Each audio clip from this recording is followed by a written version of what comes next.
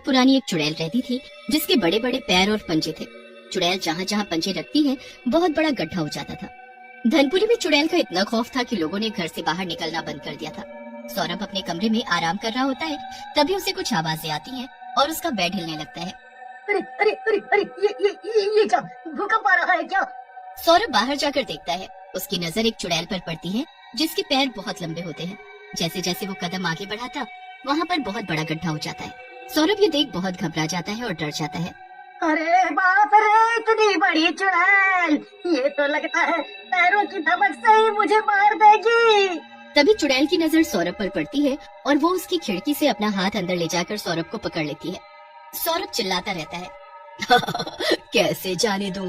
तूने तो मुझे देख लिया है, अब तू सबको बता देगा कि रात को मैं ही आती हूँ, तो मैं कैसे छोड़ दूं? सौरभ डरते हुए कहता है, नहीं बताऊंगा मैं किसी को नहीं बताऊंगा। पक्का पक्का, तो मुझे जाने दो।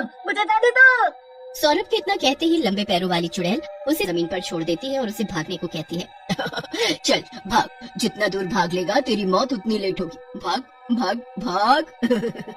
सौरभ भागने लगता है। चुड़ैल अपना दाहिना पैर आगे बढ़ाती है और सौरभ उसके पैर तले दब जाता है और जमीन में धंसकर मर जाता है। चुड़ैल बहुत तेज हंसती है और चली जाती है। अगले दिन जब सौरभ की माँ उसको जगाने आती है तो वहाँ सौरभ को ना पाकर वो घबरा जाती है और खिड़की के बाहर देखने लगती है। तभी उसके घर एक आदमी आता है। अरे सौरभ की माँ, सुनती हो? जल्दी नीचे आओ, तुम्हारा बेटा वहाँ मरा पड़ा है, जल्दी आओ। सौरभ की माँ भागते हुए नीचे आती है और जाकर देखती है कि उसका बेटा जमीन में गड़ा है और मर गया। सौरभ की माँ बहुत रोती है। सभी गांव वाले बड़े बड़े गड्ढों को देखते हैं और हैरान रह जाते हैं कि किसी के इतने बड़े पैर कैसे हो सकते हैं।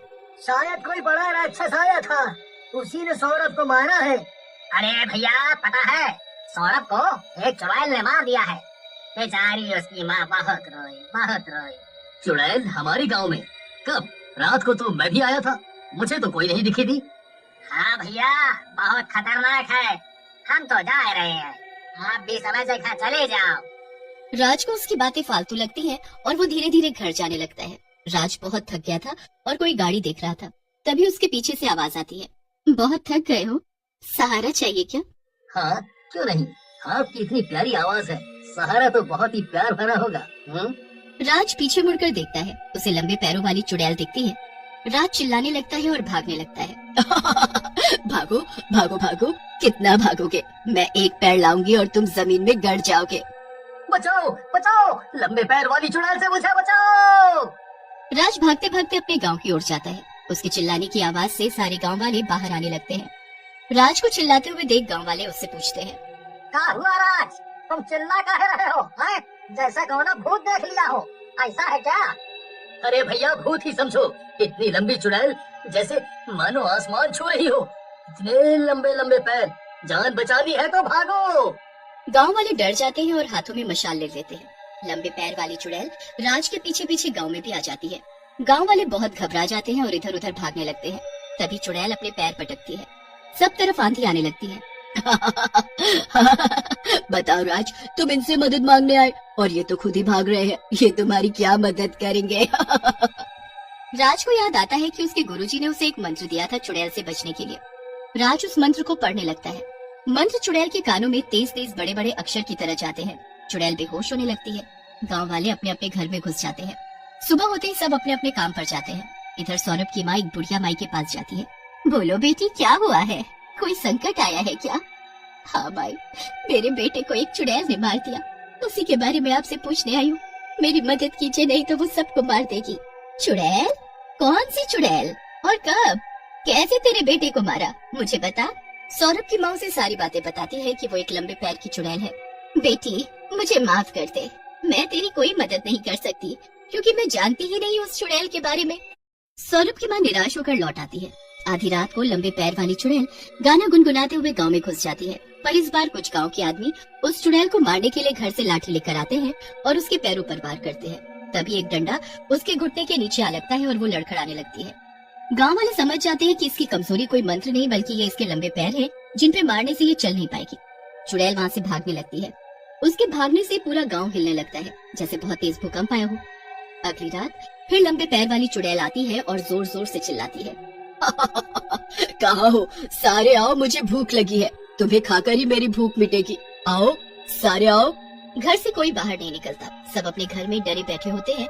अगर तुम लोग बाहर नहीं आए तो मैं तुम सबकी गाय और बकरी खा जाऊंगी। बाहर आओ। चुड़ैल देखती है कोई बाहर नहीं आ रहा होता। गांव के लोग ये सब देखते ही बाहर आ जाते हैं। अपने पालतू जानवरों को मरता देख गांव वाले बाहर आने लगते हैं। तभी वहाँ बुढ़िया माई आ जाती है। सब लोग बुढ़िया माई के पीछे भागते हैं और चिल्लाते हैं, बचाओ बचाओ माई, बचाओ हमें चुड़ैल से। आप तो इतनी पुरानी हैं और सब जानती हैं। आप हमारी मदद करो ना, इस चुड़ैल से छुटकारा कैसे मिलेगा? वो ऐसे नहीं जाएगी जब तक मैं ना कहूँ। आप ना कहो मतलब क्या है आपका? सब गांव वाले सोचने लगते हैं कि बुढ़िया माई इसके बारे में जानती है क्या। बता बूढ़ी माई, क्या तूने सच में हमारे गांव में इस चुड़ैल को भेजा है? बुढ़िया माई चुप हो जाती है, कुछ नहीं बोलती है और टेढ़ी भयानक हंसी हंसती है। बता वरना हम तुझे यही मार देंगे। बता बता, क्या तूने ही? हाँ, मैंने ही इसको यहाँ भेजा है तुम सबको परेशान करने के लिए, ताकि तुम्हारा गांव बर्बाद हो जाए और मैं उस पर राज करूं। राज करूं का क्या मतलब है? बहुत सालों पहले जो पुराना मुखिया था गांव का, उसने मुझे काला जादू और टोटका करते पकड़ लिया था और मुझे गांव से बेगाना कर दिया था। तभी मैंने सोच लिया था कि तुम्हारे गांव को बर्बाद कर दूंगी। इस चुड़ैल को मैंने ही बनाया है और ये मेरे इशारे पर ही सारे काम करेगी और तुम लोग बस देखते ही रहोगे। क्या तुम्हें अपनी गलती नहीं याद क्या जो तुमने किया था हमारे साथ? है? हमने तो तुम्हें सिर्फ इस गांव से निकालने की गुहार की थी, लेकिन तुमने तो कितने लोगों को मरवा दिया था भूतों से। शुक्र था मुखिया का, जिन्होंने सिर्फ तुम्हें हमारे गांव में एकांत किया, सिर्फ, समझी? जो भी है, अब चुड़ैल से बचो तब बकवास करना। सौरभ की माँ वहाँ आ जाती है और फूट फूट कर रोने लगती है। उसे देख सब गांव वाले उदास हो जाते हैं। कितनी बेरहमी से चुड़ैल ने सौरभ को मारा था। बता जल्दी बूढ़ी माई, ये कैसे मरेगी?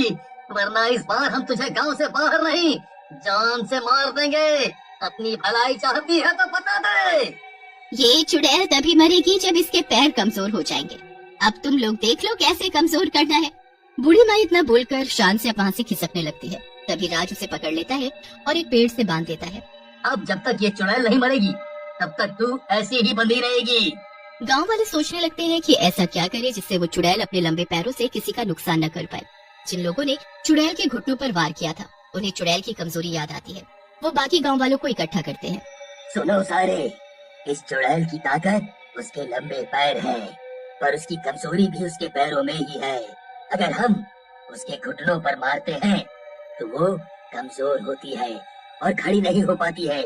अगर वो खड़ी नहीं हो पाएगी तो हमें परेशान नहीं कर पाएगी, जिससे हम उस पर काबू पा सकेंगे, समझे?